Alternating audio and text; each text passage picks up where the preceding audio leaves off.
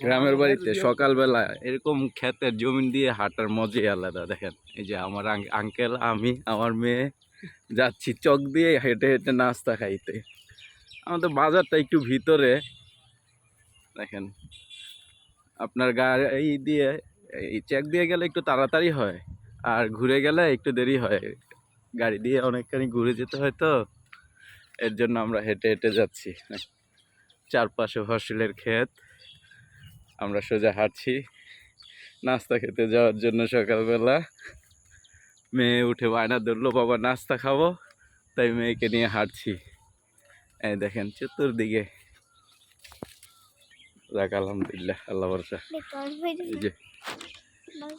এই যে আমাদের এখানে ছোট গাং, ছোট না বিশাল বড় গাং।